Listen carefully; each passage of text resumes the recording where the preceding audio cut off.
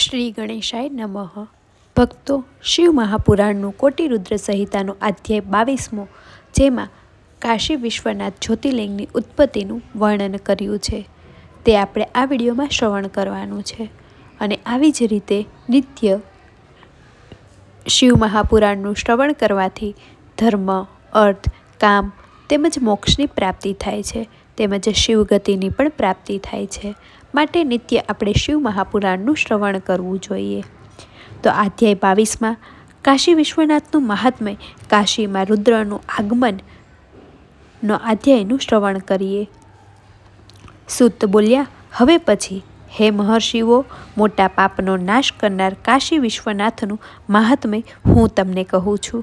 પૃથ્વી પર આ જે કઈ રીતે દરેક વસ્તુ દેખાય છે તે ચિંતાનંદ પરમાત્માનું જ સ્વરૂપ છે, જે સનાતન તથા નિરાકાર છે.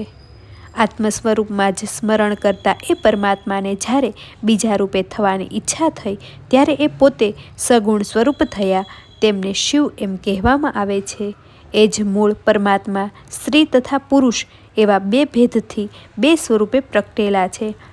તેમાં પુરુષ છે તે શિવ કહેવાય છે અને જે સ્ત્રી છે તે શક્તિ કહેવાય છે. હે મહામુનિઓ, ચિંતાનંદ સ્વરૂપ એ બંને શિવ શક્તિને અપ્રત્યક્ષ સ્વરૂપ રીતે પોતાના સ્વભાવથી પ્રકૃતિ તથા પુરુષને પણ તે વેળા ઉત્પન્ન કર્યા. ત્યારે હે બ્રાહ્મણો, તે બંને પ્રકૃતિ પુરુષ પોતાના માતા પિતા એ બંને શિવ શક્તિને જ જોઈ મોટા સંચય પામ્યા. તે જ વખતે નિગુણ પરમાત્મા થકી વાણી ઉત્પન્ન થઈ કે તમારે તપ કરવું જોઈશે, તેથી સર્વોત્તમ સૃષ્ટિ ઉત્પન્ન થશે. પ્રકૃતિ પુરુષ બોલ્યા, હે પ્રભુ, હમણાં તપ કરવાનું ક્યાં સ્થાન નથી, તો હે શિવ, આપની આજ્ઞાથી અમારે કયા સ્થળે રહીને તપ કરવું. પછી નિગુણ શિવે તેજના સારરૂપ 5 ગાઉના વિસ્તારવાળું તથા સર્વ સામગ્રીથી યુક્ત પોતાનું ઉત્તમ સુંદર નગર બનાવી મોકલી આપ્યું. એ નગર અંતરિક્ષમાં પુરુષની પાસે ટકી રહ્યું. પછી તેમાં વસી પુરુષ વિષ્ણુએ સૃષ્ટિની ઈચ્છાથી એ શિવનું ધ્યાન ધરી ઘણા કાળ સુધી તપ કરવા માંડ્યા. તેમના પરિશ્રમથી તે વેળા અનેક જાતની જળધારાઓ વહેવા લાગી, જેથી એ વેરાન નગર વાપ્ય થયું. બીજું કાંઈ પણ દેખાતું ન હતું. તે જળધારા જોઈને વિષ્ણુએ આ શું આશ્ચર્ય દેખાય છે, એમ તે આશ્ચર્ય જોઈ તેમણે પોતાનું માથું ધૂણાવ્યું. એટલે તે પ્રભુના કાનમાંથી એક મણિ તેમની આગળ પડ્યો, એટલે તે જ સ્થાને મણિકર્ણિકા નામનું મોટું તીર્થધામ બન્યું. એ મણિકર્ણિકા તથા 5 ગાઉના વિસ્તારની પેલી નગરી પાણીના પૂરમાં જ્યારે ડૂબવા લાગી ત્યારે નિગુણ શિવે તરત જ પોતાના ત્રિશૂળ વડે તેને ધારણ રાખી. વિષ્ણુ તો પોતાની સ્ત્રી પ્રકૃતિ સાથે ત્યાં જ સૂઈ રહ્યા હતા. ત્યારે શંકરની આજ્ઞાથી તેમના નાભીમાંથી બ્રહ્મા ઉત્પન્ન થયા.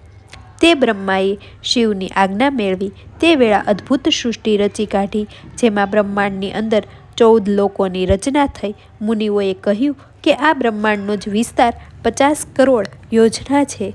આ બ્રહ્માંડમાં પ્રાણીઓ કર્મથી બંધાયેલા હોય, મને કેવી રીતે જણાવશે? એમ વિચારીએ શિવે 5 ગાઉના વિસ્તારવાળી એ નગરી પોતાના ત્રિશૂળ પરથી છૂટી કરી. આ નગરી લોકમાં શુભદાયક તથા કર્મનો નાશ કરનારી મનાઈ છે અને જ્ઞાન આપનારી હોય, મોક્ષને પ્રકાશનારી છે. તેથી એ કાશી નામની મને અતિશય પ્રિય છે.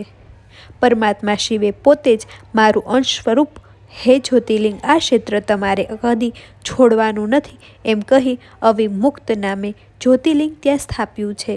વળી શિવે પોતે એમ કહી પોતાના ત્રિશૂળ ઉપરથી ઉતારીને 3 ભુવનો માહેમાં મનુષ્ય લોકમાં કાશી નગરીને મુઠ્ઠીમાં છે. હે મુનિઓ, બ્રહ્માનો દિવસ પૂરો થાય ત્યારે પણ એ કાશી નગરી નાશ પામતી નથી, કેમ કે તે વેળા શિવે નગરીમાં ત્રિશૂળ ધારણ કરેલ છે. ફરી બ્રહ્મા જ્યારે સૃષ્ટિને રચે છે ત્યારે એ નગરીને તેના સ્થાને સ્થાપવામાં આવે છે. એ નગરી કર્મોનો નાશ કરે છે, તેથી પણ તેને કાશી કહેવાય છે. એ કાશીમાં શિવનું અવિમુક્તેશ્વર લિંગ સદાવ કાળ માટે રહેલ છે. મહાપાપી લોકોને પણ મુક્તિ દેનાર છે. હે મુનીશ્વર, બીજા ક્ષેત્રમાં સારૂપ્ય મુક્તિ પામી શકાય, કેવળ એક કાશી જ જીવો ઉત્તમ સાયુજન મુક્તિ પામી શકે છે.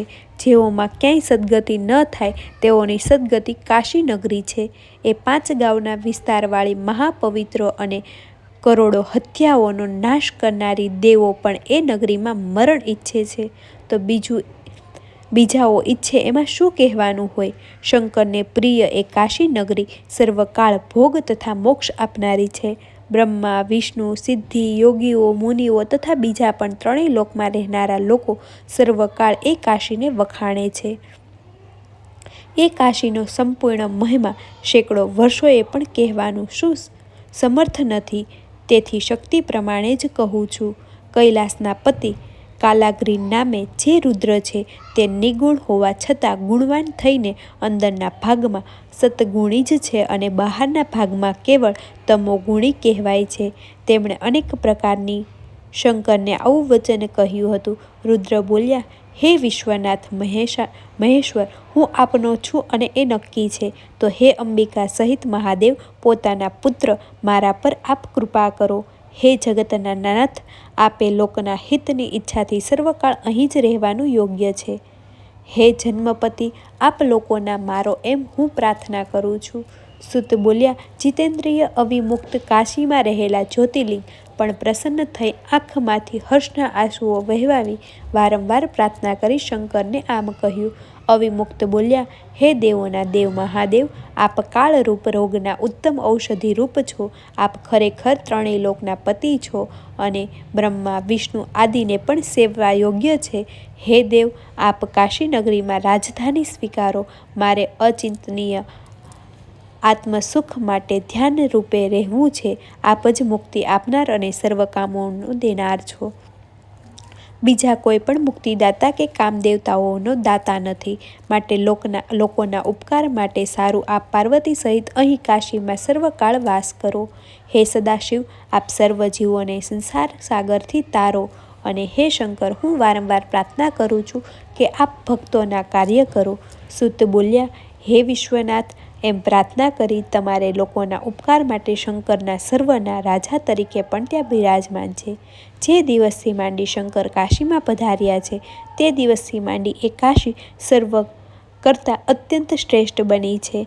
આ સાથે શિવ મહાપુરાણમાં 4થું કોટિરુદ્ર સંહિતામાં વિશ્વનાથ મહાત્મય રુદ્રના આગમનનું વર્ણન નામનો 22મો અધ્યાય સમાપ્ત થાય છે. હવે અધ્યાય 23મો, જેમાં કાશી વિશ્વનાથ જ્યોતિર્લિંગનું મહાત્મયનું વર્ણન કર્યું છે, તે આપણે નેક્સ્ટ વિડીયોમાં શ્રવણ કરશું. અને જો તમને આ વિડીયો પસંદ આવ્યો હોય તો વિડીયો લાઇક કરી દેજો અને આવી જ રીતે નિત્ય શિવ મહાપુરાણનું શ્રવણ કરવા માટે ચેનલને સબસ્ક્રાઈબ કરી દેજો. અને હા, કમેન્ટ કરવાનું નહીં ભૂલતા. હર હર મહાદેવ. ઓમ નમઃ શિવાય.